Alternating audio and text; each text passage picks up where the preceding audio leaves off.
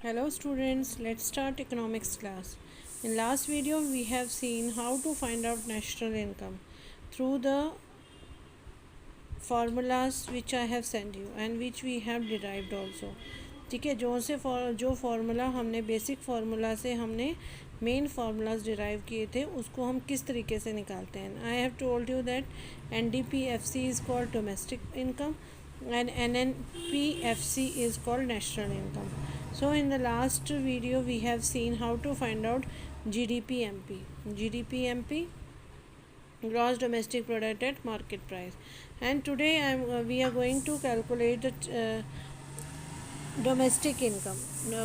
Domestic income को हम क्या बोलते हैं? NDPFC means national domestic product at factor cost.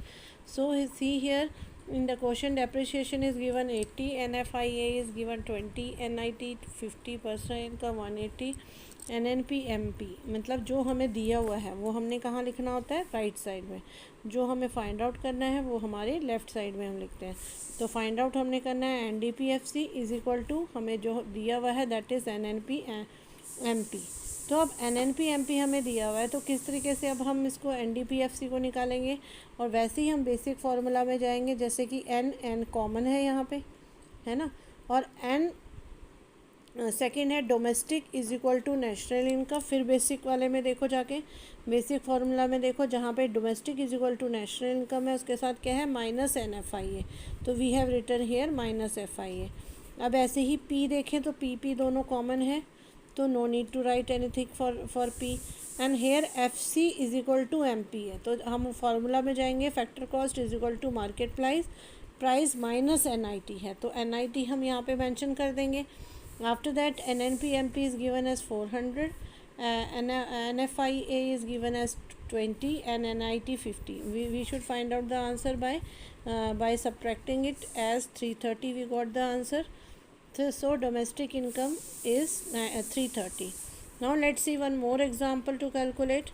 Calculate GDPFC from the following data. See here we have to find out the GDPFC from the following data. ये थोड़ा सा question complicated है, इसमें डायरेक्ट NFIA नहीं दिया है, NIT नहीं दिया है, वो हमें फाइंड आउट करना है. तो ये आप लोगों को याद रखना पड़ेगा कि NFIA में क्या होता है? Factor income from abroad minus income to abroad.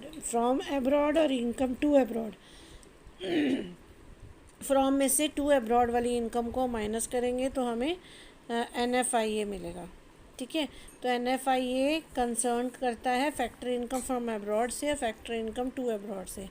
तब हमारे पास factor income to abroad is given 100 and consumption of fix capital. अब जो कंजम्पशन ऑफ फिक्स कैपिटल है वो क्या है? हमें डेप्रिसिएशन का काम कर रही है. मतलब depreciation here is consumption of fix capital. जो कंजम्पशन हम फिक्स कैपिटल की कर रहे हैं वो हमारा डेप्रिसिएशन है यहाँ पे.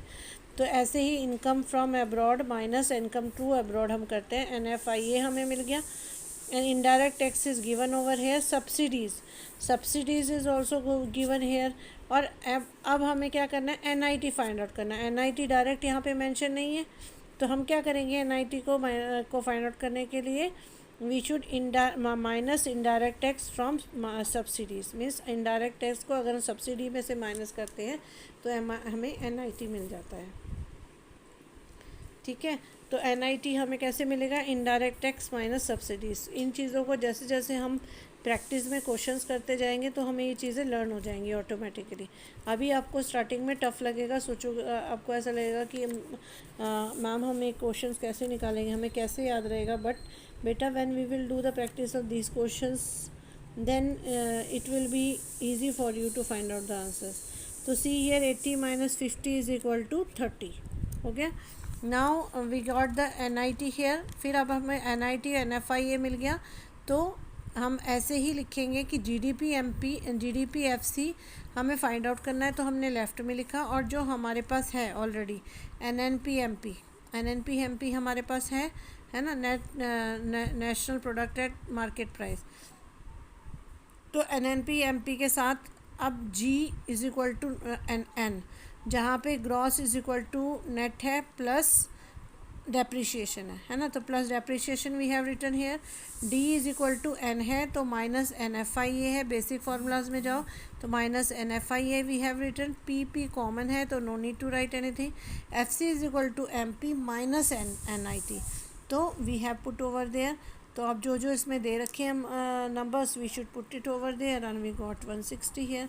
अब आप बोलोगे कि मैम ये 30 कैसे आया? 30 बेटा 130 इन फैक्टर इनकम फ्रॉम अब्रॉड को फैक्टर इनकम टू अब्रॉड से माइनस किया तो 30 आ गया। ऐसे ही एनआईटी कैसे आया? We have minus 9 indirect tax to subsidies, तो इनडायरेक्ट टैक्स को सब्सिडी में से माइनस किया तो 30 हमारा आंसर आ गया। And we have put it over there NIT N F I and we got 160 GDPFC. Now we will see the another more question for to understand this concept, these formulas.